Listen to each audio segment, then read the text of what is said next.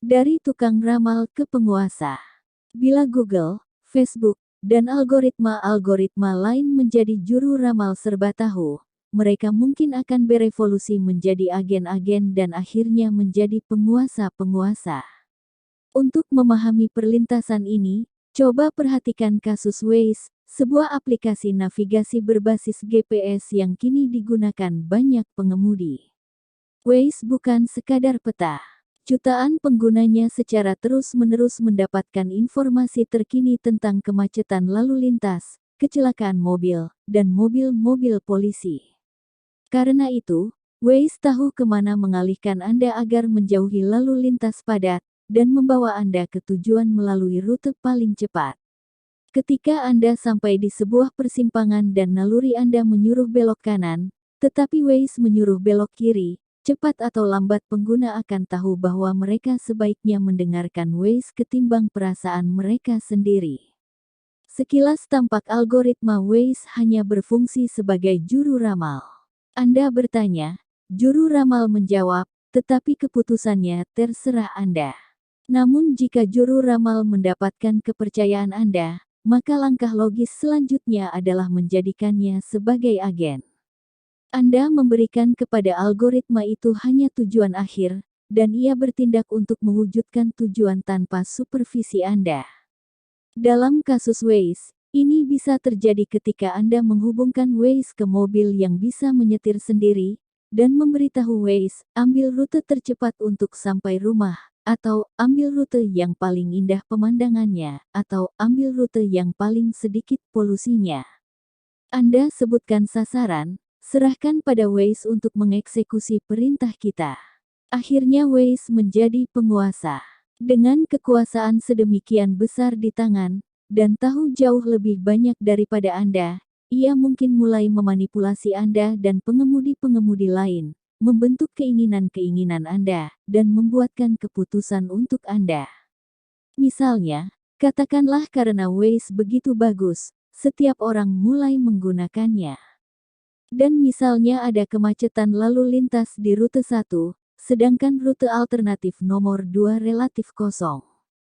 Jika Waze begitu saja membiarkan setiap orang tahu itu, maka semua pengemudi akan bergegas ke rute nomor 2, dan rute ini pun macet. Ketika setiap orang menggunakan juru ramal yang sama, dan setiap orang percaya juru ramal itu pun menjadi penguasa.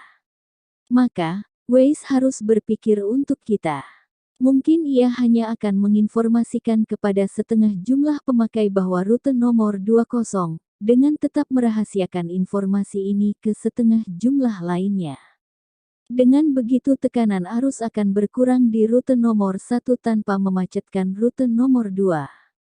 Microsoft sedang mengembangkan sistem yang jauh lebih canggih yang dinamai Cortana, diambil dari nama karakter AI dalam seri video gamenya yang populer, Halo. Cortana adalah AI asisten personal yang diharapkan Microsoft memasukkan fitur integral versi masa depan dari Windows. Pengguna akan dianjurkan memberi Cortana akses ke semua file, surel, dan aplikasi mereka sehingga ia bisa mengenal mereka dan bisa memberi saran dalam banyak sekali urusan, di samping menjadi agen virtual yang mewakili kepentingan-kepentingan pengguna. Cortana bisa mengingatkan Anda untuk membeli sesuatu untuk ulang tahun istri Anda, memilih hadiah, memesan meja di restoran, dan mengingatkan Anda untuk memakan obat 1 jam sebelum makan malam. Ia bisa mengingatkan Anda bahwa jika Anda tidak berhenti membaca sekarang, Anda akan terlambat untuk rapat bisnis penting. Saat sudah siap memasuki ruang rapat, Cortana akan mengingatkan bahwa tekanan darah Anda terlalu tinggi dan level dopamin Anda terlalu rendah, dan berdasarkan data statistik terdahulu, Anda cenderung melakukan kesalahan bisnis serius dalam keadaan seperti itu. Jadi lebih baik Anda jadikan semuanya tentatif dan hindari membuat komitmen atau menandatangani kesepakatan.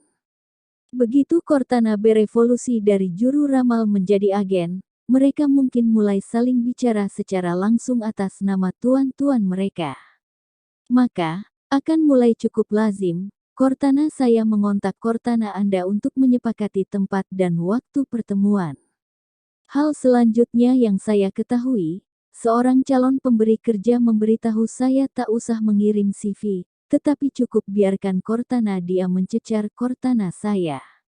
Atau Cortana saya mungkin didekati oleh Cortana calon pacar dan keduanya akan membandingkan catatan-catatan untuk memutuskan apakah perjodohan ini cocok, sepenuhnya tanpa sepengetahuan manusia pemiliknya. Setelah Cortana meraih otoritas, mereka bisa mulai saling memanipulasi untuk kepentingan tuan-tuan mereka sehingga sukses di pasar kerja atau pasar pernikahan bisa semakin tergantung pada kualitas Cortana Anda. Orang kaya pemilik Cortana yang paling baru akan mendapat keunggulan menentukan atas orang miskin dengan versi-versi yang lebih lama. Tetapi, masalah yang paling gelap adalah identitas majikan Cortana. Seperti yang sudah kita ketahui, manusia bukanlah individu-individu, dan mereka tidak memiliki satu kesatuan diri tunggal. Lalu, kepentingan siapa yang dilayani Cortana? Taruhlah diri saya yang bercerita membuat resolusi tahun baru untuk memulai diet dan pergi ke gimnasium setiap hari. Sepekan kemudian, ketika tiba waktunya untuk pergi ke gimnasium, diri yang mengalami menyuruh Cortana untuk menyetel TV dan memesan pizza. Apa yang harus dilakukan Cortana? Apakah ia harus mematuhi diri yang mengalami, atau resolusi yang sudah diambil sepekan kemudian oleh diri yang bercerita? Anda mungkin bertanya-tanya apakah Cortana benar-benar berbeda dengan jam beker, yang disetel oleh diri yang bercerita di malam hari agar bisa membangunkan diri yang mengalami tepat waktu untuk bekerja. Namun, Cortana akan memiliki kekuasaan yang jauh lebih besar atas saya ketimbang jam beker. Diri yang mengalami bisa mematikan jam beker dengan menekan tombol. Sebaliknya, Cortana akan sangat mengenal saya sehingga ia akan tahu pasti mana tombol batin yang harus ditekan dalam rangka membuat saya mengikuti nasihatnya. Cortana Microsoft tidak sendirian dalam permainan ini. Google Now dan Siri milik Apple sedang menuju ke arah yang sama. Amazon juga mengerahkan algoritma yang secara terus-menerus mempelajari Anda dan kemudian menggunakan pengetahuan mereka yang terakumulasi untuk merekomendasikan produk-produk. Ketika saya pergi ke toko buku fisik, saya mondar-mandir di antara rak-rak dan mempercayai perasaan saya dalam memilih buku yang tepat. Ketika saya mengunjungi toko virtual Amazon, sebuah algoritma tiba-tiba muncul dan memberitahu saya tahu buku mana yang Anda sukai pada masa lalu. Orang dengan selera yang sama juga cenderung mencintai buku ini atau buku baru itu. Dan ini baru permulaan. Kini di Amerika Serikat semakin banyak orang membaca buku digital daripada buku cetakan. Alat-alat seperti Kindle-nya Amazon mampu mengumpulkan data dari para pemakai mereka saat membaca. Misalnya, Kindle Anda bisa memantau bagian mana dari buku itu yang Anda baca dengan cepat, dan mana yang lambat, di halaman berapa Anda rehat, dan di kalimat mana Anda meninggalkan buku itu, dan tak pernah mengambilnya lagi. Sebaiknya bilang ke pengarang agar menulis ulang buku itu. Jika Kindle ditingkatkan dengan sensor pengenalan wajah dan biometrik, ia akan tahu bagaimana setiap kalimat yang Anda baca mempengaruhi detak jantung dan tekanan darah Anda. Ia akan tahu apa yang membuat Anda tertawa, apa yang membuat Anda sedih, dan apa yang membuat Anda marah. Dengan cepat, buku itu akan membaca Anda saat Anda membacanya. Dan kalau Anda cepat melupakan sebagian besar yang Anda baca, Amazon tidak akan pernah melupakan satu hal. Data semacam itu akan memungkinkan Amazon memilihkan buku-buku untuk Anda dengan ketepatan yang luar biasa. Ia juga akan membuat Amazon tahu dengan pasti siapa Anda, dan bagaimana menghidupkan serta mematikan Anda.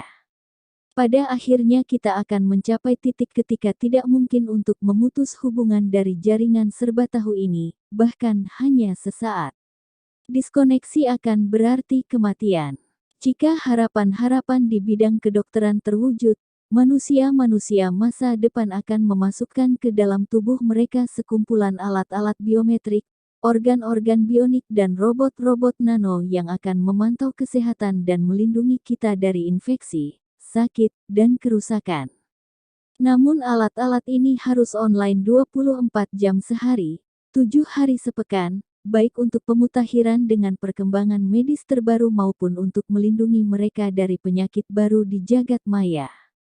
Seperti halnya ketika komputer rumah saya diserang virus, cacing, dan kuda Troya, begitu pula alat pacu jantung saya, alat bantu dengar saya, dan sistem kekebalan nanotek saya. Jika tubuh saya tidak memutakhirkan program antivirus secara berkala, saya akan bangun suatu hari mendapati bahwa jutaan nanorobot yang berkeliaran di sekujur pembuluh darah saya kini dikendalikan oleh seorang peretas Korea Utara. Teknologi baru abad ke-21 bisa membalikkan revolusi humanis, melucuti otoritas manusia, dan memberi kekuasaan pada algoritma non-manusia. Jika Anda ngeri dengan arah ini, jangan salahkan para jawara komputer. Tanggung jawab sesungguhnya ada pada ahli biologi. Penting untuk menyadari bahwa seluruh tren ini lebih dipacu oleh pandangan biologis ketimbang oleh sains komputer. Sains kehidupanlah yang menyimpulkan bahwa organisme adalah algoritma. Jika bukan demikian, jika organisme berfungsi dalam cara yang secara berbeda dari algoritma, maka komputer bisa mengerjakan keajaiban di bidang lain, tetapi mereka tidak akan mampu memahami kita dan mengarahkan kehidupan kita, dan mereka tentu tidak akan mampu menyatu dengan kita. Namun begitu para ahli biologi menyimpulkan bahwa organisme adalah algoritma, mereka meruntuhkan dinding pemisah antara yang organik dan inorganik, mengubah revolusi komputer dari murni urusan mekanis menjadi katalisme biologis, dan mengubah otoritas dari manusia individual ke algoritma-algoritma jaringan. Sebagian orang memang benar-benar ngeri dengan perkembangan ini, tetapi faktanya adalah jutaan orang dengan sukarela menerimanya. Saat ini pun sudah banyak orang menyerahkan privasi dan individualitas dengan melakukan banyak hal dalam hidup secara daring, merekam setiap perbuatan kita, dan menjadi histeris jika koneksi ke jaringan terputus, bahkan untuk beberapa saat saja. Peralihan otoritas dari manusia ke algoritma terjadi di sekitar kita, bukan sebagai akibat dari keputusan pemerintah, tetapi karena banjir pilihan-pilihan personal yang duniawi. Jika kita tidak berhati-hati, akibatnya bisa jadi negara polisi Orwellian yang terus-menerus memantau dan mengendalikan tidak hanya perbuatan kita, tetapi bahkan apa yang terjadi pada tubuh dan otak kita. Coba bayangkan manfaat apa yang bisa ditemukan oleh Stalin dari sensor-sensor biometrik maha kuasa ini, atau manfaat apa yang bisa ditemukan oleh Putin dari alat-alat ini. Namun meskipun para pembela individualitas manusia takut terulangnya mimpi buruk abad ke-20 dan memantapkan diri melawan musuh-musuh Orwellian mereka, individualitas manusia justru menghadapi ancaman lebih besar dari arah sebaliknya. Pada abad ke-21, individu lebih mungkin terdisintegrasi secara lembut dari dalam ketimbang ditumpas secara brutal dari luar. Kini sebagian besar korporasi dan pemerintahan menghormati individualitas saya dan berjanji menyediakan layanan kesehatan, pendidikan, dan hiburan yang sesuai dengan kebutuhan serta keinginan unik saya. Namun untuk melakukan hal itu, korporasi dan pemerintahan pertama-tama perlu mendekonstruksi saya menjadi subsistem biokimia, memantau subsistem ini dengan sensor di mana-mana dan menghurai kinerja dengan algoritma yang dahsyat. Dalam proses itu, individu akan melambung menjadi bukan apa-apa selain sebuah fantasi religius. Realitas akan menjadi tebaran algoritma biokimia dan elektronik tanpa batas-batas yang jelas, dan tanpa pusat-pusat individu. Meningkatkan kesenjangan. Sejauh ini kita sudah melihat 2 dari 3 ancaman praktis bagi liberalisme. Pertama, bahwa manusia akan kehilangan nilai mereka sepenuhnya. Kedua, bahwa manusia masih akan berharga secara kolektif, tetapi akan kehilangan otoritas individual mereka, dan akan diatur oleh algoritma-algoritma eksternal. Sistem masih akan membutuhkan Anda mengarang simfoni, mengajar sejarah, atau menulis kode komputer, tetapi ia akan lebih tahu tentang Anda daripada Anda sendiri sehingga akan membuatkan keputusan paling penting untuk Anda, dan Anda akan sepenuhnya bahagia dengan itu. Tidak dengan sendirinya itu menjadi dunia yang buruk, tetapi yang akan terjadi adalah sebuah dunia pasca-liberal. Ancaman ketiga bagi liberalisme adalah bahwa sebagian orang akan tetap sangat dibutuhkan dan tak bisa dipahami, tetapi mereka adalah segelintir elit istimewa manusia yang sudah diperbarui. Manusia super ini akan memiliki kemampuan yang belum pernah terdengar dan kreativitas yang belum pernah ada, yang akan membuat mereka terus membuat banyak dari sebagian besar keputusan penting di dunia. Mereka akan menjalankan layanan-layanan penting bagi sistem, sedangkan sistem tidak bisa memahami atau mengatur mereka. Namun sebagian besar manusia tidak akan terperbarui sehingga akan menjadi kasta rendahan yang dikuasai oleh algoritma komputer dan manusia super baru tersebut. Membelah umat manusia menjadi kasta-kasta biologis akan menghancurkan fondasi ideologi liberal. Liberalisme bisa bersandingan dengan kesenjangan-kesenjangan sosioekonomi. Malah, karena mengutamakan kebebasan di atas kesetaraan, liberalisme menganggap kesenjangan sebagai niscaya. Namun liberalisme tetap mengandaikan bahwa seluruh makhluk manusia memiliki nilai dan otoritas yang setara. Dari perspektif liberal, sangat wajar saja seseorang menjadi miliuner yang tinggal di sebuah wisma mewah, sedangkan yang lain menjadi petani miskin yang hidup di gubuk jerami. Karena menurut liberalisme, pengalaman unik petani masih sama harganya dengan pengalaman miliuner. Itulah mengapa para pengarang liberal menulis novel tentang pengalaman-pengalaman petani miskin, dan mengapa bahkan para miliuner sangat gemar membaca buku-buku semacam itu.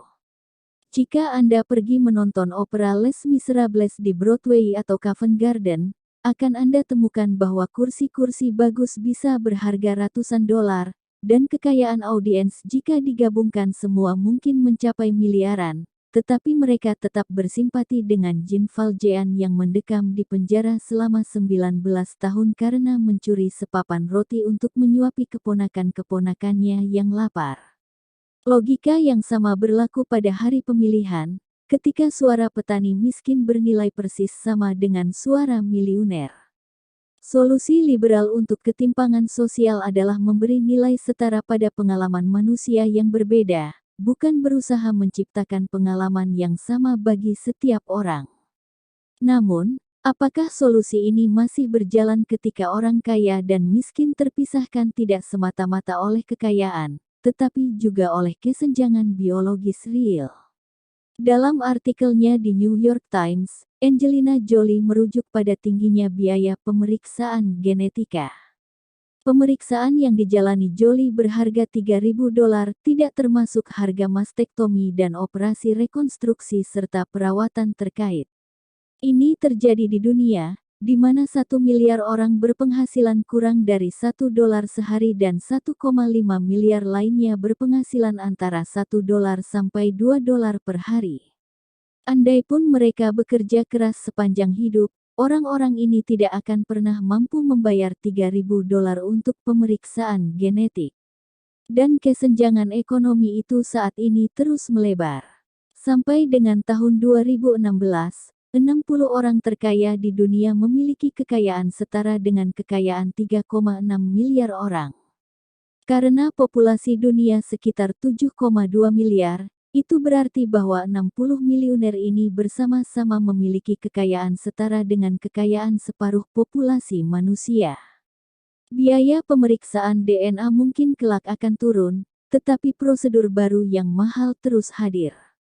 Sehingga ketika perawatan-perawatan lama pelan-pelan akan terjangkau oleh kebanyakan orang, para elit itu akan selalu beberapa langkah di depan. Sepanjang sejarah, orang kaya memiliki banyak keuntungan sosial dan politik, tetapi tidak pernah ada kesenjangan biologis besar memisahkan mereka dari orang miskin.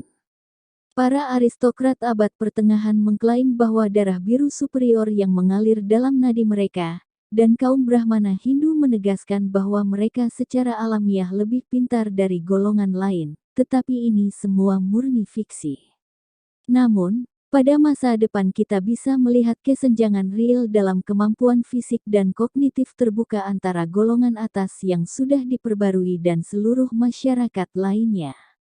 Ketika skenario ini diajukan ke para ilmuwan, jawaban standar mereka adalah bahwa pada abad ke-20 terlalu banyak terobosan medis yang bermula di kalangan orang kaya, tetapi akhirnya memberi manfaat bagi seluruh populasi dan membantu mempersempit, bukan melebarkan kesenjangan sosial. Misalnya, vaksin dan antibiotik mula-mula memberi manfaat terutama bagi kelas atas di negara-negara barat, tetapi kini vaksin memperbaiki hidup seluruh manusia dimanapun. Tetapi, ekspektasi bahwa proses ini akan terulang pada abad ke-21 hanyalah angan-angan belaka karena dua alasan penting. Pertama, kedokteran sedang mengalami revolusi konseptual sangat dahsyat. Kedokteran abad ke-20 bertujuan mengobati orang sakit. Kedokteran abad ke-21 semakin ditujukan untuk memperbarui orang sehat. Pengobatan orang sakit adalah proyek egaliter karena diasumsikan bahwa ada standar normatif kesehatan fisik dan mental bahwa setiap orang bisa dan harus mendapatkannya. Jika seseorang jatuh di bawah normal, maka menjadi tugas dokter untuk mengatasi masalah itu dan membantunya menjadi seperti orang lain. Sebaliknya, memperbarui orang sehat adalah proyek elitis sehingga itu bertentangan dengan ide standar universal yang berlaku pada semua orang, dan berusaha memberi sebagian individu keunggulan atas yang lain. Orang menginginkan keunggulan memori, kecerdasan di atas rata-rata, dan kemampuan seksual kelas 1. Jika sebagian bentuk pembaruan menjadi murah dan lazim setiap orang mendapatkannya, maka itu akan begitu saja dijadikan sebagai garis batas baru, yang akan diusahakan untuk dilewati oleh generasi perawatan yang baru. Akibatnya, pada tahun 2070, orang miskin bisa mendapatkan perawatan kesehatan yang jauh lebih baik dari hari ini, tetapi kesenjangan yang memisahkan mereka dari orang kaya akan jauh lebih besar. Orang biasanya membandingkan diri mereka dengan sesamanya yang lebih beruntung, bukan dengan leluhur mereka yang bernasib buruk. Jika Anda katakan kepada orang miskin Amerika di perkampungan kumuh Detroit bahwa dia memiliki akses ke perawatan kesehatan yang jauh lebih baik ketimbang nenek moyang mereka seabad lalu, hal itu tak mungkin membuat mereka gembira. Malah pembicaraan seperti itu akan terasa menyakitkan dan merendahkan. Mengapa saya harus membandingkan diri dengan para buruh pabrik atau petani abad ke-19? Demikian dia akan menyergah. Saya ingin hidup seperti orang kaya di televisi, atau paling tidak kebanyakan orang makmur di suburban.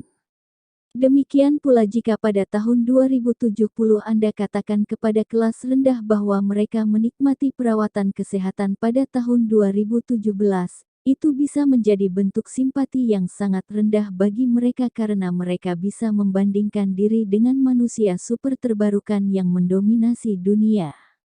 Lebih dari itu, terlepas dari semua terobosan medis yang tidak bisa tahu dengan pasti bahwa pada tahun 2070 orang miskin benar-benar menikmati layanan kesehatan yang lebih baik dari hari ini karena negara dan elit mungkin kehilangan minat pada penyediaan pelayanan kesehatan bagi orang miskin.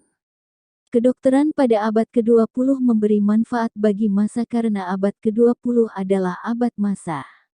Angkatan perang abad ke-20 membutuhkan jutaan tentara yang sehat, dan ekonomi membutuhkan jutaan buruh yang sehat. Akibatnya, negara menciptakan layanan kesehatan publik untuk memastikan kesehatan dan semangat setiap orang. Pencapaian medis terbesar kita adalah penyediaan fasilitas kesehatan massal, kampanye vaksinasi massal, dan pembasmian epidemi massal. Pada 1914, elit Jepang memiliki kepentingan pribadi pada vaksinasi orang miskin dan membangun rumah sakit serta sistem pembuangan kotoran di perkampungan kumuh karena jika mereka ingin Jepang menjadi negara yang kuat dengan angkatan perang yang kuat serta ekonomi yang kokoh, mereka membutuhkan berjuta-juta tentara dan buruh yang sehat. Tetapi, Abad massa mungkin akan usai, dan bersamanya usai pula kedokteran massal. Setelah tentara dan buruh menyerah pada algoritma, paling tidak para elite bisa menyimpulkan bahwa tidak ada gunanya lagi menyediakan perbaikan atau bahkan peningkatan standar kesehatan bagi massa tak berguna orang-orang miskin, dan jauh lebih masuk akal untuk fokus pada peningkatan segelintir manusia super di atas normal. Sekarang sudah terjadi angka kelahiran jatuh di negara-negara berteknologi maju seperti Jepang dan Korea Selatan, di mana upaya-upaya hebat diinvestasikan pada peningkatan dan pendidikan lebih sedikit anak, yang dari merekalah semakin banyak harapan disandarkan. Bagaimana bisa negara-negara berkembang berpopulasi besar seperti India, Brasil, atau Nigeria bersaing dengan Jepang? Negara-negara ini menyerupai rangkaian panjang kereta api. Para elite di gerbong kelas 1 menikmati level perawatan kesehatan, pendidikan, dan pendapatan setara dengan sebagian besar negara-negara maju di dunia. Namun ratusan juta penduduk biasa yang memadati gerbong kelas 3 masih menderita penyakit, kebodohan, dan kesengsaraan yang meluas. Apa yang akan lebih disukai para elite India, Brasil, atau Nigeria pada abad mendatang? Investasi untuk mengatasi problem ratusan juta orang miskin atau memperbarui beberapa juta orang kaya. Tak seperti pada abad ke-20 ketika elite memiliki kepentingan dalam mengatasi problem orang miskin karena mereka vital secara militer dan ekonomi. Pada abad ke-21, strategi yang paling efisien, walau tak berperasaan, bisa jadi meninggalkan gerbong-gerbong kelas 3 yang tak berguna, dan melesat maju dengan gerbong kelas 1 saja. Untuk bisa bersaing dengan Jepang, Brasil mungkin jauh lebih membutuhkan segelintir manusia super yang sudah terbarukan ketimbang memperbaiki kesehatan jutaan buruh biasa. Bagaimana mungkin keyakinan liberal bisa bertahan dengan munculnya manusia super yang memiliki kemampuan fisik, emosional, dan intelektual istimewa? Apa yang akan terjadi jika ternyata bahwa manusia super itu memiliki pengalaman yang secara fundamental berbeda dari sapiens normal? Bagaimana jika manusia super bosan dengan novel-novel tentang pengalaman sapiens pencuri kelas rendah? Sementara bagi manusia biasa opera tentang kisah cinta manusia super adalah sesuatu yang tak bisa dibayangkan. Proyek hebat manusia abad ke-20, mengatasi kelaparan, wabah, dan perang, bertujuan melindungi norma universal kemakmuran, kesehatan, dan perdamaian bagi setiap orang tanpa kecuali. Proyek baru abad ke-21 bertujuan untuk mendapatkan immortalitas, kebahagiaan, dan keilahian, juga bertujuan melayani seluruh umat manusia. Namun karena proyek-proyek ini lebih bertujuan untuk melampaui ketimbang melindungi norma, hasil yang lebih mungkin adalah penciptaan kasta baru manusia super yang akan meninggalkan akar-akar liberalnya dan memperlakukan manusia normal tak lebih baik dari perlakuan orang Eropa abad ke-19 terhadap orang Afrika. Jika penemuan sains dan perkembangan teknologi membelah populasi manusia menjadi massa tak berguna dan segelintir elite manusia super yang sudah terbarukan, atau jika otoritas beralih sekaligus dari makhluk manusia ke tangan algoritma-algoritma yang sangat pintar, maka liberalisme akan runtuh. Agama atau ideologi baru seperti apa yang akan mengisi kekosongan dan menggiring evolusi berikutnya bagi keturunan kita yang seperti Tuhan itu? Samudra kesadaran. Agama baru tidak mungkin muncul dari gua Afghanistan atau dari madrasah-madrasah di Timur Tengah. Namun agama baru itu akan muncul dari laboratorium-laboratorium riset. Sebagaimana sosialisme mengambil alih dunia dengan menjanjikan penyelamatan melalui mesin uap dan listrik, demikian pula dalam beberapa dekade mendatang, agama tekno bisa menaklukkan dunia dengan janji penyelamatan melalui algoritma dan gen-gen. Terlepas dari semua pembicaraan dari Islam radikal dan Kristen fundamentalis, tempat paling menarik di dunia dari perspektif religius bukanlah negara Islam atau sabuk Bible, melainkan Silicon Valley. Di sanalah guru-guru high-tech sedang menyeduh untuk kita agama-agama baru yang berani, yang hanya sedikit berhubungan dengan Tuhan, dan segalanya berhubungan dengan teknologi. Mereka menjanjikan semua hadiah lama, kebahagiaan, perdamaian, kemakmuran, bahkan kehidupan abadi, tetapi di sini, di muka bumi, dengan bantuan teknologi, bukan setelah kematian dengan bantuan makhluk-makhluk langit. Agama tekno baru ini bisa dibagi menjadi dua jenis utama, teknohumanisme dan agama data. Agama data menyatakan bahwa manusia sudah merampungkan tugas kosmis mereka dan sekarang harus menyerahkan tongkat estafet ke jenis-jenis entitas yang sama sekali baru. Kita akan bahas impian dan mimpi buruk agama data pada bab berikutnya. Bab ini dikhususkan untuk kredo yang lebih konservatif, teknohumanisme, yang masih melihat manusia sebagai pusat penciptaan dan setuju bahwa Homo sapiens sebagaimana kita mengenalnya, telah usai menjalani lintasan sejarahnya dan tidak akan relevan lagi pada masa depan, tetapi menyimpulkan bahwa kita harus menggunakan teknologi dalam rangka menciptakan Homo Dene, model manusia yang jauh lebih unggul. Homo Dene akan mempertahankan sebagian fitur pentingnya, tetapi juga akan memiliki kemampuan fisik dan mental yang terbarukan, yang akan memungkinkannya tegak menghadapi, bahkan algoritma non-kesadaran yang paling canggih.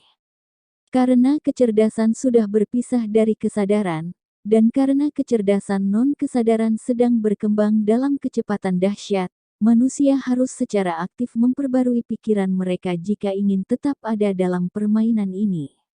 70.000 tahun silam, revolusi kognitif mentransformasi pikiran manusia sehingga mengubah kera Afrika yang tak signifikan menjadi penguasa dunia. Pikiran sapiens yang sudah diperbaiki itu tiba-tiba memiliki akses ke alam intersubjektif yang luas, yang memungkinkan mereka menciptakan Tuhan dan korporasi, membangun kota dan imperium, menciptakan tulisan dan uang, dan akhirnya memisahkan atom dan menjangkau bulan. Sejauh yang kita tahu, revolusi yang mengguncang bumi ini merupakan hasil dari beberapa perubahan kecil dalam DNA sapiens dan sedikit penataan ulang otak sapiens. Jika demikian, kata teknohumanisme, mungkin beberapa perubahan tambahan pada gen kita dan penataan ulang kabel otak kita akan cukup untuk meluncurkan revolusi kognitif kedua. Renovasi mental pada revolusi kognitif pertama mengubah mereka menjadi penguasa planet, revolusi kognitif kedua mungkin memberi Homo Dene akses ke alam baru yang tak terbayangkan dan membuatkan mereka Tuhan-Tuhan atas galaksi. Idenya adalah sebuah varian yang sudah dimutakhirkan atas impian-impian lama humanisme evolusioner, yang sudah seabad lalu diserukan untuk menciptakan manusia super. Meskipun demikian, kalau Hitler dan sejenisnya berencana menciptakan manusia super dengan sarana pembiakan selektif dan pembersihan etnis, teknohumanisme abad ke-21 berharap mencapai tujuan itu dengan cara yang jauh lebih damai dengan bantuan rekayasa genetika, nanoteknologi, dan antarmuka otak komputer. Jurang pikiran. Teknohumanisme berusaha memperbarui pikiran manusia dan memberi kita akses pada pengalaman dan keadaan tak dikenal dari kesadaran.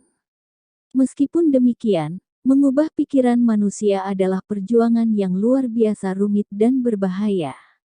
Seperti sudah kita bahas pada bab 3, kita tidak benar-benar memahami pikiran. Kita tidak tahu bagaimana pikiran muncul, juga apa fungsinya. Melalui cara coba-coba, kita belajar bagaimana merekayasa keadaan mental, tetapi kita jarang memahami implikasi manipulasi semacam itu seluruhnya. Yang lebih parah, karena kita tidak mengenal spektrum utuh keadaan mental, kita tidak tahu apa tujuan mental membentuk diri kita. Kita mirip para penghuni pulau kecil yang terisolasi, yang baru menciptakan perahu pertama, dan bersiap-siap untuk berlayar tanpa peta atau bahkan tujuan. Malah kita dalam kondisi yang sedikit lebih buruk. Para penghuni pulau imajiner kita paling tidak menyadari bahwa mereka menduduki hanya ruang kecil dalam lautan yang luas dan misterius. Kita sebaliknya gagal memahami bahwa kita hidup dalam sebuah pulau mini kesadaran dalam sebuah samudera keadaan mental asing yang mungkin tanpa batas. Seperti halnya spektrum cahaya dan suara jauh lebih luas dari yang bisa dilihat dan didengar manusia, demikian pula spektrum keadaan mental jauh lebih besar dari yang dipersepsi rata-rata manusia. Kita hanya bisa melihat cahaya pada rentang gelombang antara 400 sampai 700 nanometer. Di atas kerajaan kecil pandangan manusia ini terhampar alam yang tak terlihat tetapi luas berisi inframerah, gelombang mikro, dan gelombang radio, dan di bawahnya terdapat dominion gelap ultraviolet, sinar laser, dan sinar gamma. Demikian pula, kemungkinan spektrum keadaan mental pun tak terbatas, tetapi sains baru mempelajari dua bagian darinya, subnormatif dan WIIRD. Selama lebih dari seabad, para ahli psikologi dan biologi sudah melakukan riset ekstensif tentang orang yang menderita berbagai gangguan psikiatris dan penyakit-penyakit mental, dari autisme sampai skizofrenia. Sehingga kini kita memiliki peta detail, meskipun belum lengkap, spektrum mental subnormatif, zona eksistensi manusia yang dicirikan oleh kapasitas di bawah normal untuk merasa, berpikir, atau berkomunikasi. Secara simultan para ilmuwan telah mempelajari keadaan mental orang yang dianggap sehat dan normatif. Namun, sebagian besar riset terkait dilakukan pada orang-orang dari masyarakat barat, terdidik, terindustrialisasi, kaya, dan demokratis atau western, educated, industrialis, rich, and democratic, bukan sampel yang representatif untuk populasi manusia. Studi atas pikiran manusia sejauh ini mengasumsikan bahwa Homo sapiens adalah Homer Simpson. Satu studi pendobrak, pada tahun 2010, menyurvei secara sistematis makalah yang dipublikasikan antara tahun 2003 sampai 2007 di beberapa jurnal saintifik terkemuka dalam 6 sub-bidang psikologi. Peneliti menemukan bahwa meskipun makalah-makalah itu sering membuat klaim luas tentang pikiran manusia, sebagian besar mendasarkan temuan-temuannya pada sampel-sampel eksklusif WIIRD. Misalnya dalam makalah yang diterbitkan di Journal of Personality and Social Psychology, yang pantas disebut sebagai jurnal paling penting dalam sub-bidang psikologi sosial, 96% individu yang dijadikan sampel adalah WIIRD, dan 68% orang Amerika. Lebih dari itu, 97% subjek penelitian yang Amerika dan 80% subjek non-Amerika adalah mahasiswa psikologi. Dengan kata lain, lebih dari 2/3 individu yang dijadikan sampel untuk makalah yang dipublikasi di jurnal prestisius ini adalah mahasiswa psikologi di Universitas Barat. Setengah bercanda, pembuat studi mengemukakan bahwa jurnal itu mengubah namanya menjadi Journal of Personality and Social Psychology of American Psychology Students.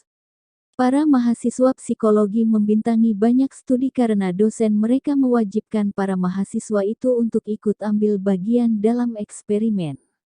Jika saya seorang dosen psikologi di Harvard, memang jauh lebih mudah bagi saya melakukan eksperimen pada mahasiswa saya sendiri ketimbang pada penduduk perkampungan kumuh Boston yang penuh kriminal, apalagi pergi ke Namibia dan mendaftar menjadi pemburu pengumpul di gurun Kalahari.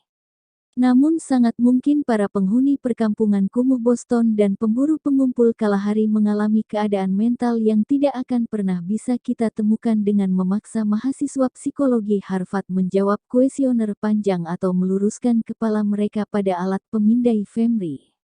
Sekalipun kita pergi mengitari bumi dan mempelajari setiap komunitas, kita tetap hanya menemukan bagian terbatas dari spektrum mental sapiens. Belakangan ini seluruh manusia telah tersentuh oleh modernitas, dan menjadi anggota sebuah desa global tunggal. Meskipun para pemburu di Kalahari sedikit kurang modern dibandingkan para mahasiswa psikologi Harvard, mereka bukanlah kapsul waktu dari masa lalu yang jauh. Mereka juga telah dipengaruhi oleh para misionaris Kristen, para pedagang Eropa, para turis hemat, dan para peneliti. Ada kelakar bahwa di gurun Kalahari, kawanan pemburu pengumpul biasanya terdiri dari 20 pemburu, 20 pengumpul, dan 50 antropolog. Sebelum munculnya desa global, planet bumi ini adalah sebuah galaksi yang terdiri dari budaya-budaya manusia yang terisolasi, yang mungkin telah memperkuat keadaan-keadaan mental yang kini sudah punah. Bermacam-macam realitas sosioekonomi dan rutinitas harian menghidupkan keadaan-keadaan kesadaran yang berbeda-beda. Siapa yang bisa menaksir pikiran para pemburu mamut zaman batu, petani Neolitik, atau para samurai Kamakura? Lebih dari itu, banyak kultur modern mempercayai adanya keadaan kesadaran superior yang hanya bisa dijangkau melalui meditasi, obat-obatan, atau ritual-ritual. Kaum Saman, para biksu, dan kaum asketis menjelajahi secara sistematis wilayah-wilayah pikiran yang misterius, dan pulang syarat dengan cerita-cerita yang mendebarkan. Mereka menceritakan keadaan-keadaan ketenangan yang aneh, ketajaman ekstrim dan sensitivitas tiada tara. Mereka menceritakan tentang pikiran yang meluas tak terbatas atau lenyap dalam kekosongan. Revolusi humanis menyebabkan kultur barat modern kehilangan kepercayaan dan minat pada keadaan-keadaan mental superior, dan menyakralkan pengalaman duniawi orang kebanyakan. Karena itu, kultur barat modern menjadi unik dalam hal ketiadaan golongan masyarakat istimewa yang mencari pengalaman-pengalaman keadaan mental luar biasa. Yang ada, siapapun orang yang melakukan itu dianggap ketagihan obat bius, pasien mental atau dukun. Akibatnya, meskipun kita memiliki peta terperinci lanskap mental dari para mahasiswa psikologi Harvard, kita sangat sedikit mengetahui tentang lanskap mental kaum Saman pribumi Amerika, para biksu Buddha, atau kaum mistis Sufi. Dan itu hanya pikiran sapiens. 50.000 tahun silam kita bersama-sama menghuni planet ini dengan sepupu-sepupu kita, Neandertal. Mereka tidak meluncurkan pesawat ruang angkasa, membangun piramida, atau mendirikan imperium. Mereka jelas memiliki kemampuan mental yang berbeda dan tak memiliki banyak bakat kita. Meskipun demikian, mereka memiliki otak yang lebih besar dari kita sapiens. Apa sesungguhnya yang mereka lakukan dengan neuron-neuron itu? Kita benar-benar tidak tahu. Namun mereka mungkin memiliki banyak keadaan mental yang tidak pernah dialami oleh sapiens. Tetapi, sekalipun kita perhitungkan seluruh spesies manusia yang pernah ada, itu tidak akan mendekati keseluruhan spektrum mental. Binatang lain mungkin memiliki pengalaman-pengalaman yang tidak pernah manusia bayangkan. Kelelawar misalnya mengalami dunia melalui kemampuan yang dikenal dengan istilah echolocation, yaitu pengenalan benda-benda melalui pantulan suara. Mereka mengeluarkan arus sangat cepat bunyi cicitan frekuensi tinggi, yang jauh dari jangkauan daya dengar manusia. Mereka kemudian mendeteksi dan menginterpretasi pantulan suaranya untuk membangun gambaran tentang dunia. Gambaran itu begitu terperinci dan akurat sehingga kelelawar bisa terbang di antara pepohonan dan gedung-gedung, memburu dan menangkap ngengat serta nyamuk, sambil selalu waspada untuk menghindari burung hantu atau predator lainnya. Kelelawar hidup dalam dunia gema. Sebagaimana dalam dunia manusia, setiap benda memiliki bentuk dan warna khas, begitu pula dalam dunia kelelawar, setiap benda memiliki pola gema yang berbeda-beda.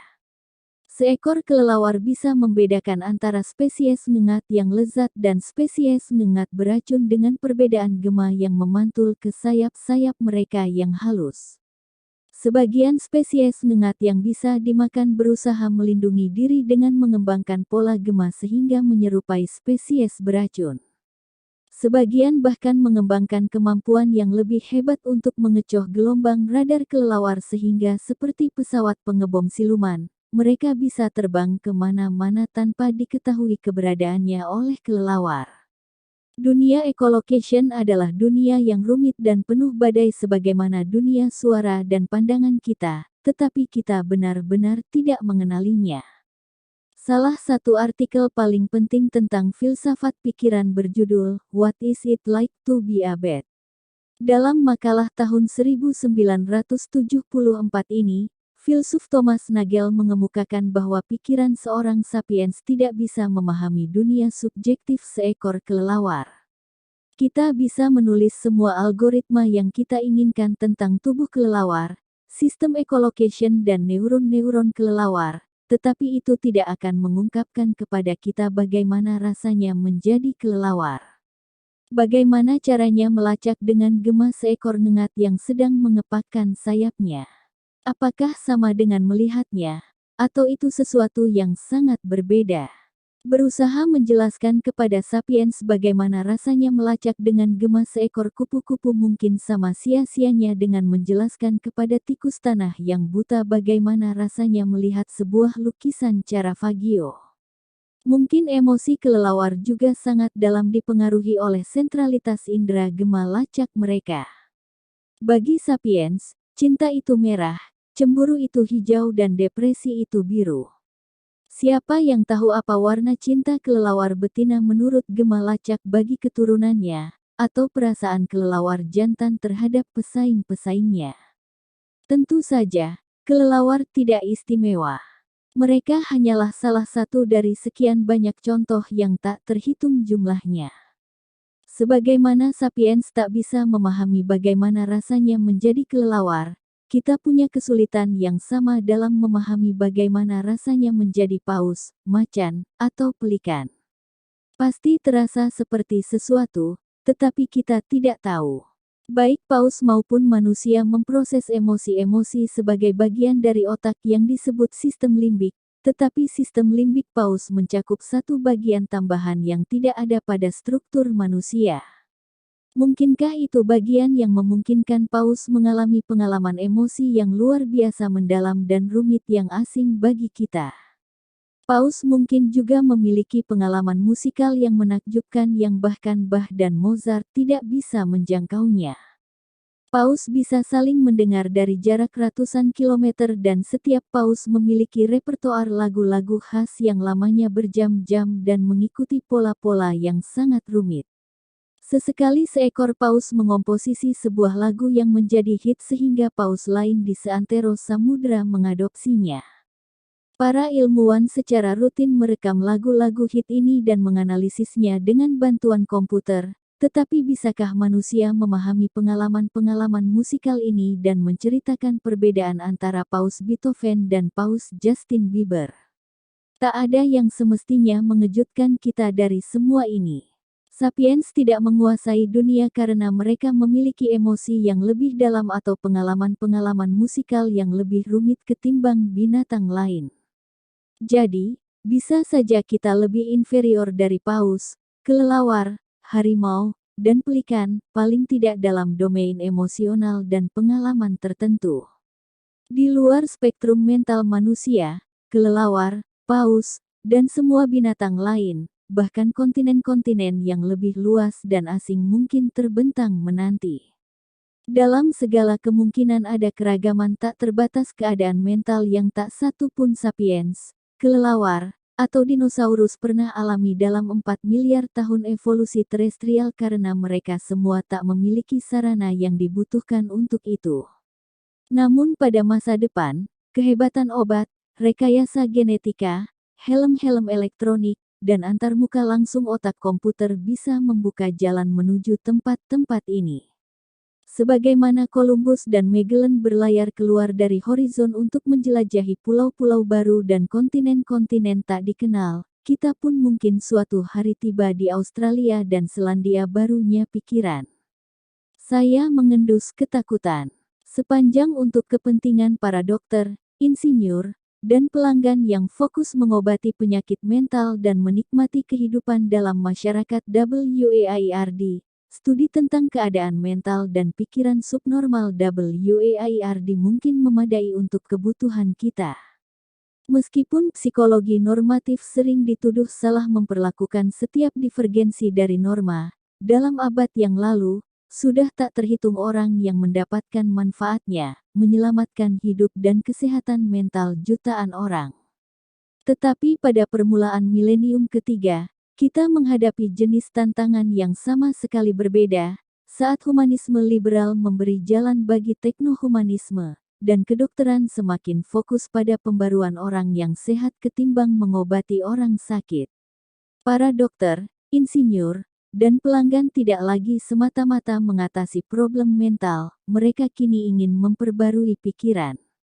Kita akan meraih kemampuan teknis untuk memulai penciptaan keadaan-keadaan kesadaran baru, tetapi kita tidak memiliki peta dari teritori-teritori baru yang potensial ini.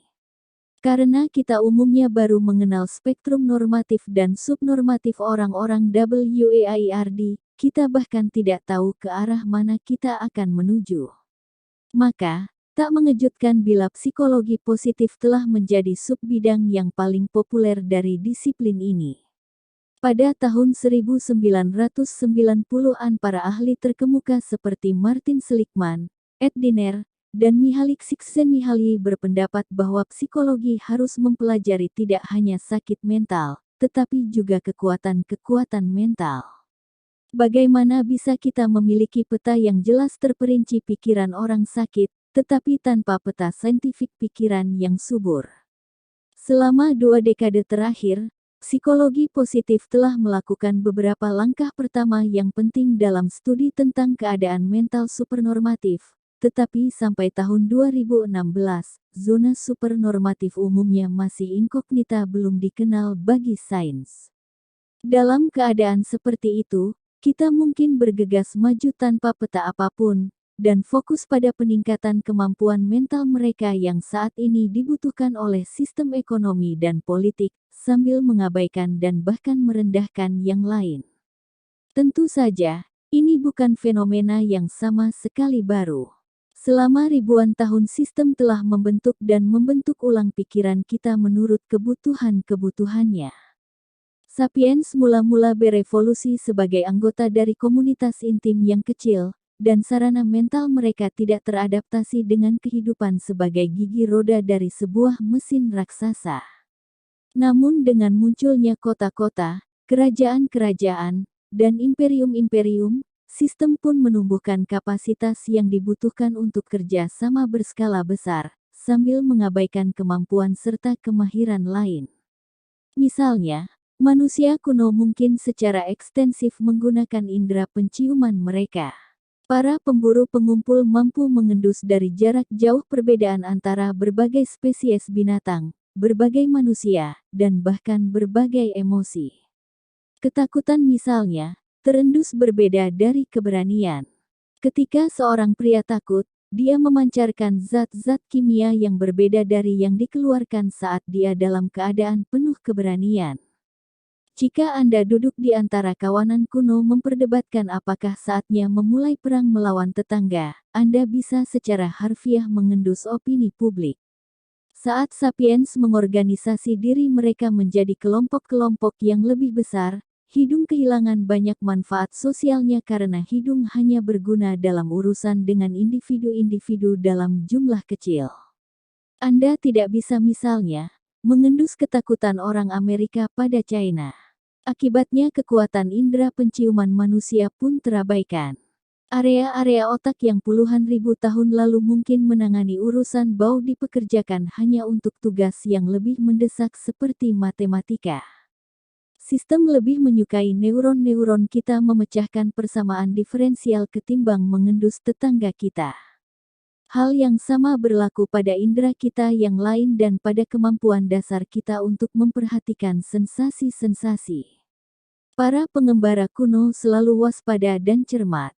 Saat berkeliaran di hutan untuk mencari jamur, mereka mengendus angin dengan hati-hati dan melihat tanah dengan tekun. Ketika menemukan jamur, mereka memakannya dengan penuh perhatian, menyadari setiap perbedaan kecil rasa sehingga bisa membedakan jamur yang bisa dimakan dari jamur beracun. Para anggota masyarakat makmur sekarang tidak memerlukan kemampuan yang cermat seperti itu. Kita bisa pergi ke supermarket dan membeli apa saja dari ribuan makanan yang berbeda, semua sudah disupervisi oleh otoritas kesehatan. Namun apapun yang kita pilih, pizza Italia atau mie Thailand, kita mungkin memakannya dengan lahap di depan TV, nyaris tak memperhatikan rasanya. Demikian pula berkat bagusnya layanan transportasi, kita bisa dengan mudah menemui teman yang tinggal di kota lain. Namun, bahkan ketika kita sudah bersama, kita jarang betul-betul memperhatikan teman ini karena kita langsung mengecek telepon pintar dan akun Facebook kita karena yakin sesuatu yang jauh lebih penting mungkin sedang terjadi di tempat lain. Kemanusiaan modern didera sakit FOMO, fear of missing out, takut ketinggalan, dan meskipun kita memiliki lebih banyak pilihan ketimbang sebelumnya, kita sudah kehilangan kemampuan untuk benar-benar memperhatikan apa yang kita pilih. Di samping penciuman dan perhatian, kita juga sudah kehilangan kemampuan untuk bermimpi. Banyak kultur percaya bahwa apa yang dilihat dan dilakukan orang dalam mimpi mereka tak kurang pentingnya dari apa yang mereka lihat dan lakukan saat terjaga. Karena itu, orang secara aktif mengembangkan kemampuan untuk bermimpi, untuk mengingat mimpi-mimpi, dan bahkan mengendalikan tindakan mereka dalam dunia mimpi, yang dikenal sebagai mimpi yang terang. Para ahli dalam urusan mimpi yang terang bisa menggerak-gerakkan mimpi secara sengaja, dan mengklaim mereka bahkan bisa pergi ke bidang eksistensi yang lebih tinggi atau bertemu dengan tetamu dari dunia lain. Sebaliknya, dunia modern menepis mimpi-mimpi paling banter sebagai pesan-pesan bawah sadar, dan yang paling parah, dianggap sebagai sampah mental. Akibatnya, mimpi berperan jauh lebih sedikit dalam kehidupan kita. Sedikit orang yang secara aktif mengembangkan kemampuan bermimpi mereka, dan banyak orang mengklaim bahwa mereka sama sekali tidak bermimpi, atau mereka tidak bisa mengingat apapun dalam mimpi mereka. Apakah penurunan kapasitas kita dalam penciuman, perhatian, dan bermimpi membuat hidup kita lebih buruk dan lebih kelabu? Mungkin. Namun sekalipun jika itu benar, untuk sistem ekonomi dan politik, hal itu memang pantas. Bos Anda memperingatkan untuk terus-menerus memeriksa surel, bukan mencium bunga atau bermimpi tentang peri. Untuk alasan serupa, mungkin pembaruan pada masa depan pikiran manusia akan mencerminkan kebutuhan-kebutuhan politik dan kekuatan pasar. Misalnya helm perhatian militer Amerika Serikat dimaksudkan untuk membantu orang fokus pada tugas-tugas yang sudah ditentukan dengan baik dan mempercepat proses pengambilan keputusan mereka. Namun hal itu mungkin mereduksi kemampuan mereka untuk menunjukkan empati dan menoleransi keraguan serta konflik batin. Katakanlah Anda sedang mengalami krisis di tempat kerja, karena bos baru Anda tidak mengapresiasi pandangan Anda, dan menekankan agar melaksanakan apapun menurut kata dia. Setelah melewatkan hari yang sangat tidak menyenangkan, Anda mengambil telepon dan menelepon seorang teman.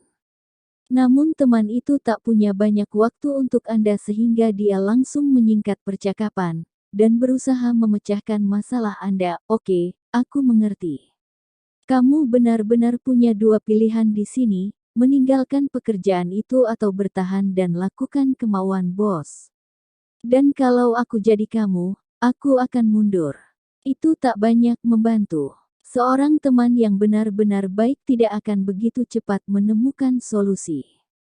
Dia akan mendengarkan rasa tertekan Anda, dan memberi waktu ruang bagi seluruh kontradiksi emosi dan kecemasan yang mengusik pikiran itu untuk mengambang. Helm perhatian punya fungsi agak mirip dengan teman yang tidak sabar. Tentu saja kadang-kadang, misalnya di arena pertempuran, orang perlu mengambil keputusan tegas dengan cepat. Namun dalam kehidupan ada hal yang lebih banyak dari itu. Terlalu banyak menggunakan helm perhatian bisa menyebabkan Anda kehilangan kemampuan untuk menoleransi kebingungan, keraguan, dan kontradiksi seperti halnya kita kehilangan kemampuan untuk mengendus, bermimpi dan memperhatikan. Sistem mungkin mendorong kita ke arah itu karena biasanya sistem memberi imbalan atas keputusan yang kita buat, bukan atas keraguan kita. Namun sebuah kehidupan dengan keputusan yang tegas dan penyelesaian cepat bisa lebih buruk dan lebih dangkal dari salah satu keraguan dan kontradiksi. Jika kita gabungkan kemampuan praktis untuk merekayasa pikiran dengan kebodohan kita soal spektrum mental dan dengan kepentingan-kepentingan sempit pemerintahan, militer, serta korporasi, maka kita berada di ambang kesulitan.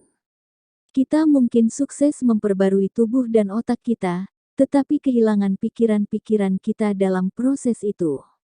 Malah teknohumanisme mungkin menuju pada penurunan derajat manusia. Sistem mungkin lebih memilih penurunan derajat manusia bukan karena mereka akan memiliki ketangkasan-ketangkasan manusia super, melainkan karena mereka akan menghilangkan kualitas-kualitas manusia yang benar-benar mengganggu sehingga menghambat dan memperlambat sistem. Sebagaimana diketahui oleh setiap petani, biasanya kambing yang paling cerah dalam kawanan memunculkan paling banyak masalah sehingga itu sebabnya revolusi agrikultur melibatkan penurunan derajat kemampuan mental binatang. Revolusi kognitif kedua, yang diimpikan oleh kaum teknohumanis, mungkin melakukan hal yang sama pada kita, memproduksi kawanan manusia yang bisa berkomunikasi dan memproses data jauh lebih efektif dari sebelumnya, tetapi nyaris tak bisa memberi perhatian, bermimpi atau ragu. Selama jutaan tahun kita menjadi simpanse-simpanse yang sudah ditingkatkan. Pada masa depan, kita mungkin menjadi semut-semut berukuran besar. Paku untuk menggantungkan alam semesta. Teknohumanisme menghadapi ancaman lain yang mengerikan. Seperti semua sekte humanis, teknohumanisme juga mengorbankan kehendak manusia, memandangnya sebagai paku yang bisa digunakan untuk menggantungkan seluruh alam semesta. Teknohumanisme mengharapkan hasrat-hasrat kita memilih mana saja kemampuan-kemampuan mental yang harus dikembangkan dan dengan itu membentuk pikiran-pikiran masa depan. Namun apa yang akan terjadi ketika kemajuan teknologi memungkinkan pembentukan ulang dan rekayasa hasrat-hasrat? Humanisme selalu menekankan bahwa memang tidak mudah untuk mengidentifikasi kehendak autentik kita. Ketika kita berusaha mendengarkan diri kita sendiri, kita sering dibanjiri oleh berisik suara-suara yang bertentangan. Malah kita terkadang tidak benar-benar ingin mendengarkan suara autentik kita karena itu bisa mengungkapkan rahasia-rahasia yang tak patut dan menuntut hal-hal yang tak menyenangkan. Banyak orang sangat enggan untuk menelusuri diri lebih dalam. Seorang perempuan pengacara sukses pada jalur cepat mungkin membungkam suara hati yang memberitahunya agar beristirahat dan memiliki anak. Seorang perempuan yang terperangkap dalam pernikahan yang tidak memuaskan takut kehilangan keamanan yang didapatnya dari pernikahan. Seorang tentara yang dicengkam rasa bersalah dihantui mimpi buruk tentang kekejaman yang pernah dia lakukan. Seorang pria muda yang tidak yakin dengan seksualitasnya menganut kebijakan, jangan tanya, jangan bilang-bilang. Humanisme menganggap semua situasi ini tidak memiliki solusi yang cocok untuk semua keadaan. Namun humanisme menuntut agar kita menunjukkan nyali, mendengarkan pesan-pesan batin sekalipun jika pesan itu menakutkan kita, mengidentifikasi suara-suara autentik kita dan mengikuti perintah-perintahnya, apapun kesulitannya. Kemajuan teknologi memiliki agenda yang sangat berbeda. Ia tidak ingin mendengarkan suara hati kita. Ia ingin mengendalikannya. Begitu kita memahami sistem biokimia yang menghasilkan semua suara hati ini, kita bisa bermain dengan tombol-tombol, mengeraskan volumenya di bagian sini, mengecilkan volume di bagian sana, dan membuat hidup jauh lebih mudah serta nyaman. Kami akan berikan Ritalin untuk pengacara yang kesepian, Prozac kepada tentara yang merasa bersalah, dan Cipralex kepada istri yang tidak puas. Dan itu baru permulaan. Kaum humanis sering tergugah dengan pendekatan ini, tetapi lebih baik tidak terlalu cepat memberi penilaian soal ini. Rekomendasi humanis untuk mendengarkan diri kita telah menghancurkan hidup banyak orang, sementara dosis yang tepat zat kimia bisa memperbaiki dengan hebat keadaan hubungan jutaan orang. Untuk bisa benar-benar mendengarkan diri sendiri, orang harus pertama-tama menurunkan suara-suara teriakan dan cacian-cacian di dalam. Menurut psikiatri modern, banyak suara hati dan keinginan autentik tak lebih dari produk ketidakseimbangan biokimia dan penyakit-penyakit neurologis. Orang yang menderita depresi klinis sering meninggalkan yang menjanjikan dan mengakhiri hubungan yang sehat karena suatu kesalahan biokimiawi membuat mereka melihat segalanya melalui lensa berwarna gelap. Ketimbang mendengarkan suara hati yang destruktif semacam itu, mungkin lebih baik membungkamnya. Ketika Sally Adi menggunakan helm penguat perhatian untuk membungkam suara-suara di kepalanya, dia tidak hanya menjadi seorang perempuan ahli menembak terlatih, tetapi juga merasa jauh lebih baik tentang diri sendiri. Secara personal, kita mungkin memiliki pandangan yang berbeda tentang masalah-masalah ini. Namun, dari perspektif historis, jelas bahwa sesuatu yang sangat penting sedang terjadi.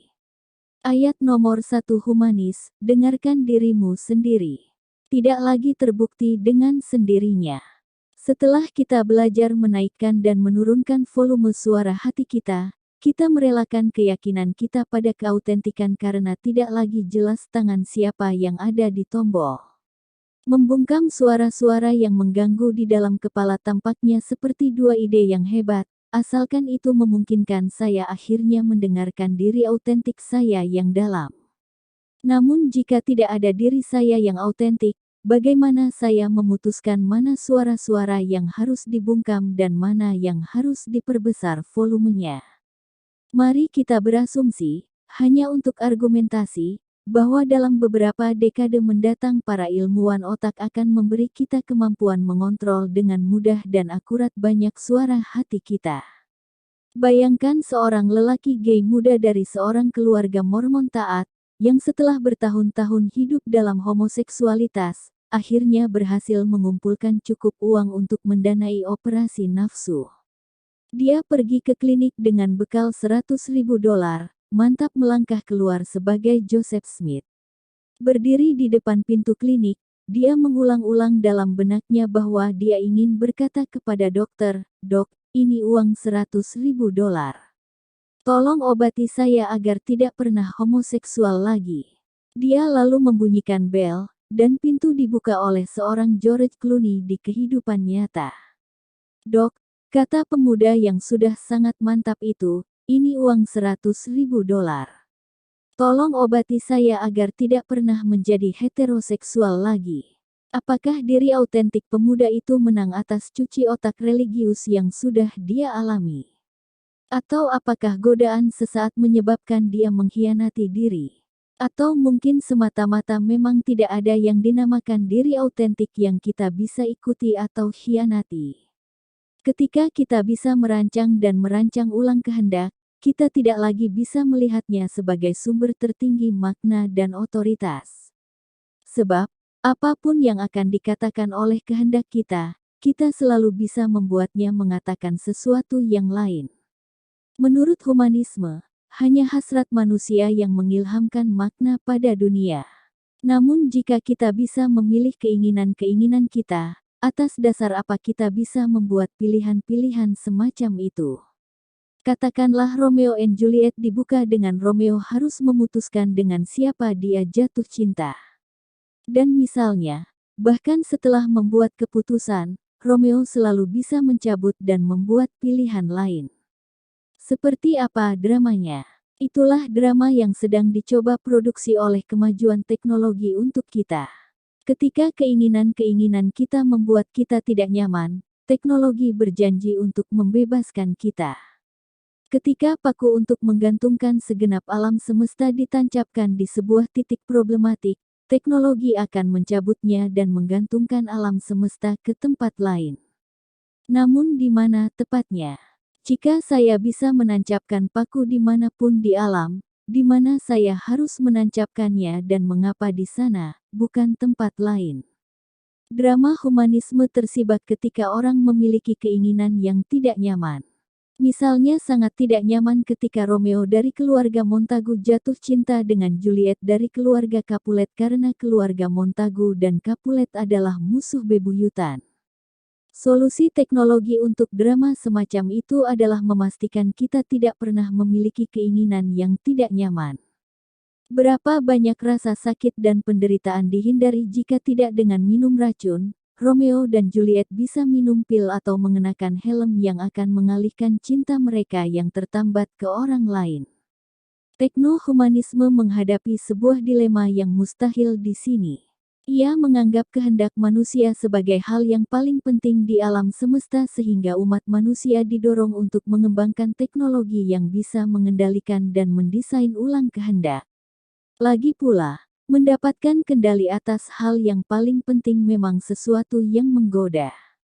Namun begitu kita pernah mencapai kendali semacam itu, teknohumanisme tidak akan tahu apa yang harus dilakukan dengannya karena manusia yang sakral akan menjadi produk desainer biasa. Kita tidak akan pernah bisa berurusan dengan teknologi semacam itu sepanjang kita yakin bahwa kehendak dan pengalaman manusia adalah sumber tertinggi otoritas dan makna. Karena itu agama tekno yang lebih keras berusaha merusak tali pusar humanis sekaligus. Ia memandang sebuah dunia yang tidak menyalahkan keinginan dan pengalaman makhluk seperti manusia yang manapun. Apa yang mungkin bakal menggantikan keinginan dan pengalaman sebagai sumber segala makna dan otoritas. Sampai tahun 2016, ada satu kandidat yang sedang duduk dalam ruang resepsi sejarah, menanti interview untuk bekerja. Kandidat ini adalah informasi. Agama baru yang paling menarik adalah dataisme yang memuja bukan Tuhan bukan manusia, ia menyembah data. Agama data. Dataisme mendeklarasikan bahwa alam semesta terdiri dari aliran data, dan nilai setiap fenomena atau entitas ditentukan oleh kontribusinya pada pemrosesan data. Mungkin bagi Anda ini terasa seperti ungkapan kaum pinggiran yang eksentrik, tetapi faktanya ia sudah menaklukkan sebagian besar kalangan saintifik. Dataisme lahir dari pengaruh eksplosif dua gelombang pasang saintifik. Dalam 150 tahun sejak Charles Darwin menerbitkan On the Origin of Species, sains kehidupan akhirnya memandang organisme sebagai algoritma biokimia. Secara simultan dalam 8 dekade sejak Alan Turing merumuskan ide mesin Turing, para ilmuwan komputer sudah tahu cara merekayasa algoritma elektronik yang semakin canggih. Dataisme menyatukan keduanya, dengan menjelaskan bahwa hukum matematika yang sama berlaku pada algoritma biokimia maupun elektronik. Dengan itu, dataisme meruntuhkan penghalang antara binatang dan mesin, dan berharap algoritma-algoritma elektronik pada akhirnya dapat mengurai dan melampaui algoritma-algoritma biokimia. Bagi para politisi, pebisnis, dan konsumen biasa, dataisme menawarkan teknologi pendobrak dan banyak kekuatan baru. Bagi para sarjana dan intelektual, ia juga menjanjikan tersedianya cawan suci saintifik yang sulit didapatkan selama berabad-abad, sebuah teori berjangkauan luas yang menyatukan seluruh disiplin ilmiah dari musikologi, ekonomi, sampai ke biologi. Menurut dataisme, Simfoni kelima Beethoven, buih bursa saham dan virus flu hanyalah 3 pola aliran data yang bisa dianalisis dengan menggunakan konsep dasar serta alat-alat yang sama. Ide ini luar biasa menarik. Ia menyediakan kesamaan bahasa bagi semua ilmuwan, membangun jembatan-jembatan di atas perselisihan akademis dan dengan mudah mengekspor pandangan melintasi batas-batas disiplin. Para musikolog, ekonom, dan ahli biologi seluler akhirnya bisa saling memahami. Dalam proses itu, dataisme membalikkan piramida belajar tradisional. Sampai hari ini, data dipandang sebagai hanya langkah pertama dalam rantai panjang aktivitas intelektual. Manusia diharuskan menyaring data menjadi informasi, informasi menjadi pengetahuan, dan pengetahuan menjadi kebijaksanaan. Namun dataisme meyakini bahwa manusia tidak bisa lagi menangani aliran besar data sehingga mereka tidak bisa menyaring data menjadi informasi, apalagi menjadi pengetahuan atau kebijaksanaan. Karena itu tugas pemeriksaan data harus dipercayakan pada algoritma-algoritma elektronik, yang kapasitasnya jauh melampaui kapasitas otak manusia. Dalam praktiknya, ini berarti bahwa para datais skeptis tentang pengetahuan dan kebijaksanaan manusia, dan lebih suka menaruh kepercayaan mereka pada big data dan algoritma-algoritma komputer. Dataisme berakar paling kuat dalam dua disiplin induknya, sains komputer dan biologi.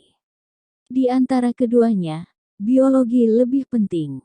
Dataisme mengubah keterbatasan terobosan dalam sains komputer menjadi sebuah katalisme pengguncang dunia yang bisa mentransformasi total sifat kehidupan. Anda bisa saja tidak setuju dengan pendapat bahwa organisme adalah algoritma, dan bahwa jerapah, tomat, dan manusia hanyalah metode-metode yang berbeda dalam pemrosesan data.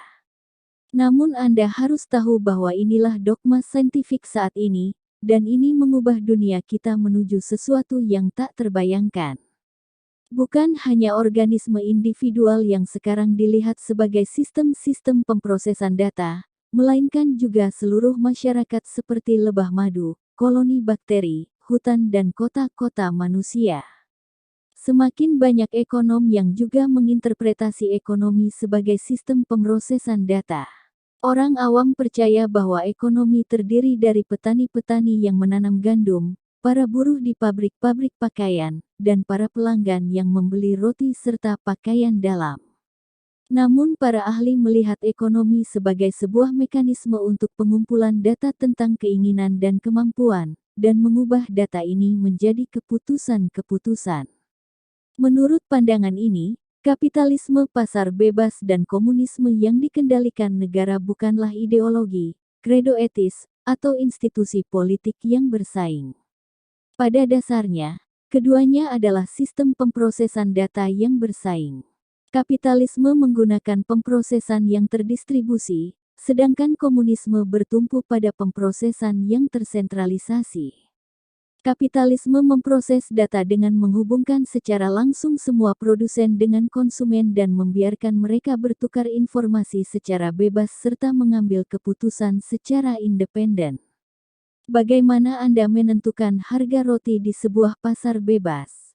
Yah, setiap toko roti mungkin memproduksi sebanyak roti yang diinginkannya, dan menetapkan harga setinggi yang diinginkannya. Pelanggan juga sama bebasnya membeli roti sebanyak yang mampu mereka beli, atau mengalihkan pembelian ke pesaing. Boleh saja mematok harga $1.000 untuk sepapan roti Prancis, tetapi tak seorang pun yang mungkin mau membelinya. Pada skala yang lebih besar, jika para investor memprediksi kenaikan permintaan roti, mereka akan membeli saham perusahaan bioteknologi yang mampu merekayasa secara genetik galur gandum yang lebih banyak produksinya. Aliran masuk modal ini akan memungkinkan perusahaan mempercepat riset sehingga menyediakan gandum lebih cepat, dan mencegah kekurangan roti. Bahkan, jika satu raksasa bioteknologi mengadopsi sebuah teori cacat dan menemui jalan buntu, para pesaing yang lebih sukses kemungkinan akan mencapai terobosan yang diharapkan. Jadi, kapitalisme pasar bebas mendistribusikan kerja menganalisis data dan membuat keputusan pada banyak prosesor independen tetapi saling terkait. Seperti dijelaskan guru ekonomi Austria, Friedrich Hayek, dalam sebuah sistem yang di dalamnya pengetahuan tentang fakta-fakta yang relevan tersebar ke banyak orang, harga-harga bisa bertindak untuk mengoordinasi tindakan-tindakan yang terpisah dari orang-orang berbeda. Menurut pandangan ini, bursa saham adalah sistem pemrosesan data yang paling cepat dan paling efisien yang sejauh ini telah diciptakan oleh manusia. Setiap orang dipersilakan ikut bergabung, jika tidak secara langsung, bisa melalui bank-bank atau lembaga pengelola dana pensiun mereka. Bursa saham menjalankan ekonomi global dan memperhitungkan segala hal yang terjadi di seluruh planet ini, dan bahkan di luar planet. Harga-harga dipengaruhi oleh keberhasilan eksperimen saintifik, oleh skandal politik di Jepang, oleh erupsi gunung berapi di Islandia, bahkan oleh aktivitas tak teratur pada permukaan matahari. Agar sistem ini bisa berjalan mulus, diperlukan aliran informasi sebanyak mungkin dan sebebas mungkin. Ketika jutaan orang di seluruh dunia memiliki akses ke semua informasi yang relevan, mereka menentukan harga minyak paling akurat, saham Hyundai dan obligasi pemerintah Swedia dengan membeli dan menjualnya. Sudah diestimasi bahwa bursa saham hanya butuh waktu 15 menit perdagangan untuk menentukan pengaruh judul berita New York Times atas harga-harga sebagian besar saham. Pertimbangan pemrosesan data juga menjelaskan mengapa kapitalisme mendukung pajak rendah. Pajak tinggi berarti bahwa bagian besar dari semua modal yang tersedia berakumulasi di satu tempat, pundi-pundi negara, dan akibatnya semakin banyak keputusan harus dibuat oleh satu prosesor tunggal, yakni pemerintah. Ini menciptakan sistem pemrosesan data yang terlalu terpusat. Dalam kasus ekstrim, ketika pajak tinggi berlebihan, hampir semua modal ada di tangan pemerintah sehingga hanya pemerintah yang bisa mengambil keputusan untuk segala-galanya. Ia mendiktekan harga roti, lokasi toko-toko roti, serta anggaran riset dan pengembangan. Dalam sebuah pasar bebas, jika satu prosesor membuat keputusan yang salah, yang lain akan dengan cepat memanfaatkan kesalahan itu. Namun ketika sebuah prosesor melakukan hampir semua keputusan, kesalahan bisa menjadi bencana. Situasi ekstrim ini, yang di dalamnya semua data diproses dan semua keputusan dibuat oleh satu prosesor pusat tunggal, disebut komunisme. Dalam sebuah ekonomi komunis, orang bekerja menurut kemampuan mereka dan menerima menurut kebutuhan mereka. Dengan kata lain, pemerintah mengambil 100% keuntungan Anda, memutuskan apa yang Anda butuhkan dan kemudian memenuhi kebutuhan-kebutuhan ini. Meskipun tidak ada negara yang pernah mewujudkan skema ini dalam bentuknya yang ekstrim, Uni Soviet dan negara-negara satelitnya sudah mendekati sebisanya. Mereka meninggalkan prinsip pemrosesan data yang terdistribusi dan beralih ke sebuah model pemrosesan data yang terpusat. Seluruh informasi dari seantero Uni Soviet mengalir ke satu lokasi tunggal di Moskow, tempat segala keputusan penting dibuat. Produsen dan konsumen tidak bisa berkomunikasi langsung dan harus mematuhi perintah-perintah pemerintah. Misalnya Kementerian Ekonomi Soviet mungkin memutuskan bahwa harga roti di semua toko harus tepat 2 rubel 4 kopek, bahwa ladang kolektif tertentu di daerah Odessa harus beralih dari menanam gandum ke peternakan ayam, dan bahwa toko roti Oktober Merah di Moskow harus menghasilkan 3,5 juta papan roti per hari dan tak boleh lebih satu pun.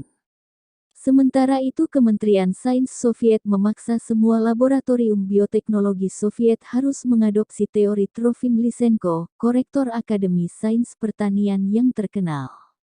Lysenko menolak teori-teori genetika yang dominan pada masanya.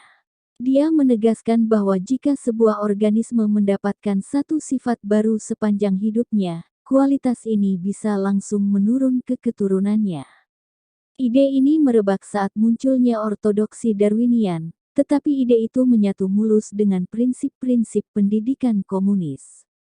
Implikasinya adalah jika Anda bisa merawat tanaman gandum sehingga mampu bertahan menghadapi cuaca dingin, maka keturunannya juga akan tahan cuaca dingin. Karena itu, Lysenko mengirim miliaran tanaman gandum kontra-revolusioner untuk diedukasi ulang di Siberia, dan Uni Soviet terpaksa harus mengimpor lebih banyak tepung dari Amerika Serikat. Kapitalisme tidak mengalahkan komunisme karena kapitalisme lebih etis, karena kebebasan individu sakral, atau karena Tuhan marah dengan kaum komunis yang kafir. Kapitalisme menang dalam Perang Dingin karena pemrosesan data yang terdistribusi bekerja lebih baik dari pemrosesan data yang terpusat, paling tidak dalam periode akselerasi perubahan teknologi. Komite Sentral Partai Komunis tidak bisa menghadapi perubahan cepat dunia pada akhir abad ke-20. Ketika semua data terakumulasi di satu bunker rahasia, dan seluruh keputusan penting diambil oleh sekelompok aparat lanjut usia, mereka memang bisa memproduksi segerobak bom nuklir, tetapi tidak Apple atau Wikipedia. Ada sebuah cerita, mungkin apokaliptis, seperti kebanyakan cerita-cerita lucu, bahwa ketika Mikhail Gorbachev berusaha menghidupkan kembali ekonomi Soviet yang hampir mati, dia mengirim salah satu pembantu utamanya ke London untuk mencari tahu apa sih Thatcherisme itu, dan bagaimana sesungguhnya sistem kapitalis berjalan. Tuan rumah membawa tamu dari Soviet itu keliling kota, meninjau bursa saham London dan London School of Economics, di mana dia berbincang panjang lebar dengan para manajer bank, pebisnis, dan para dosen. Setelah berjam-jam, ahli dari Soviet itu pun berseru, "Tolong, tunggu sebentar. Lupakan tentang semua teori ekonomi yang rumit ini. Kita sudah mondar-mandir di London sepanjang hari sekarang, dan ada satu hal yang tak bisa saya pahami. Di Moskow, pemikir-pemikir terbaik kami bekerja di sistem pasokan roti, dan tetap saja ada antrean panjang di setiap toko roti dan grosir. Di sini 5 juta orang tinggal di London, dan seharian ini kita sudah melewati depan banyak toko dan supermarket, tetapi saya belum melihat satu pun antrean roti. Tolong bawa saya bertemu dengan orang yang bertanggung jawab atas pasokan roti di London. Saya harus mempelajari rahasianya." Tuan rumah menggeleng-geleng, berpikir sesaat lalu berkata, "Tak ada seorang pun yang diberi tanggung jawab atas pasokan roti di London. Itulah rahasia sukses kapitalis. Tak ada unit pusat pemprosesan yang memonopoli semua data di pasokan roti London. Informasi mengalir bebas pada jutaan konsumen dan produsen, toko roti dan taipan, para petani, dan para ilmuwan. Kekuatan pasar menentukan harga roti, jumlah papan roti yang dipanggang setiap hari, serta prioritas riset dan pengembangan. Jika kekuatan pasar membuat keputusan yang salah, mereka akan segera membetulkannya sendiri, atau seperti itulah yang diyakini kaum kapitalis. Untuk keperluan kita saat ini, tidak masalah apakah teori kapitalis ini benar atau salah. Hal yang krusial adalah bahwa teori itu memahami ekonomi dalam pengertian pemrosesan data.